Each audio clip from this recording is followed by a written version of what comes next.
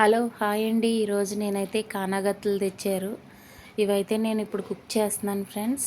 చూడండి, దానికి కావాల్సిన ఉల్లిపాయ పేస్ట్ తీసుకున్నాను. తర్వాత మసాలాలన్నీ కూడా కలిపి నేను పక్కనైతే పెట్టుకున్నాను. సో చూడండి, ఇవంట ఉప్పు ఎక్కువ ఉంటాయంట. సో మనం కర్రీ వండేటప్పుడు కూడా ఉప్పు అనేది తక్కువ తీసుకోవాలంట. సో చూడండి, నేనైతే 3 ఉల్లిపాయలు అయితే తీసుకున్నాను పెద్దవి.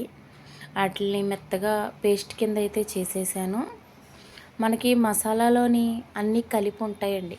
గసగసాలు, ధనియాలు, జీలకర్ర, లవంగాలు, ఇలాచీలు, ఇలాగా అన్నీ కూడా రెండుగా తీసుకొని మనం మసాలా అనేది ఆడుకోవచ్చు.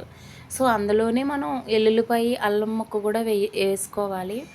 మొత్తం అన్నీ కలిపి అది మిక్సీ చేసుకోవాలి. సో నేను మిక్సీ చేసి మసాలా అనేది పక్కన పెట్టేసుకున్నాను. ఇంకా ఉల్లిపాయకి వచ్చేస్తే ఉల్లిపాయ రెడ్గా బాగా వేపుకోవాలండి. ఉల్లిపాయ అనేది ఆయిల్ కూడా వేసుకున్నాను. నేను ఆయిల్ కూడా కొంచెం 2 స్పూన్లు ఎక్కువే వేసుకున్నాను.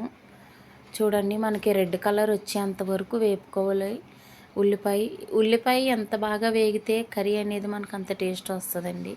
పచ్చిగా తీసేస్తే మట్టుగా అది చేపల కూర అనేది స్మెల్ వచ్చేస్తుంది. చూడండి, దానికి తగ్గట్టుగా నేను 1 స్పూను పసుపు, 1 స్పూను సాల్ట్ అనేది వేసుకున్నాను. సో కొంచెం కారం కూడా వేస్తున్నాను.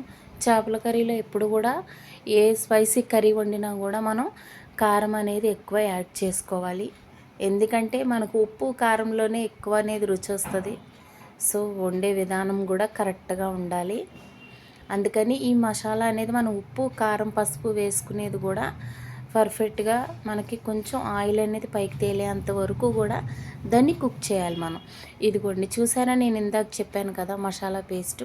ఇది గరం మసాలా పేస్ట్ అండి. ఇది నేను ప్రతి వీడియోలో కూడా పొడులే వేస్తున్నాను. ప్యాకెట్లు అయితే మీకు చూపించాను కదా. సో ఇందులో పొడి అయితే వేయట్లేదు. చూడండి, ఇందులో డైరెక్ట్గా మసాలా పొడి అయితే వేయట్లేదు. ఇలాగ మనకి పచ్చివాసన పోయేంత వరకు వేపుకోవాలి. 1 గ్లాసు వాటర్ అయితే పోసుకోవాలి. చూసారా, ఇలా మనకి బాగా కుక్ అవ్వాలి. ఇప్పుడు కడిగి పెట్టుకునే చేప ముక్కల్ని మనం ఒక్కోటిగా తీసి వేసుకోవాలి. అంతేనండి, ఒక్కొక్కటిగా తీసుకొని మనం సమానంగా కళాయి నిండా వేసుకోవాలి. ఎందుకంటే ఇవి ఊరికే విరిగిపోతాయి. సో మనం ఒక్కోటి ఇలా వేసుకోవాలి. అంతేనండి. అలా ఉన్న గ్రేవీతోటి మనం చేపలు అనేది అందులోనే మగ్గబెట్టాలి. మనం ఇంకా వాటర్ పోయకూడదు.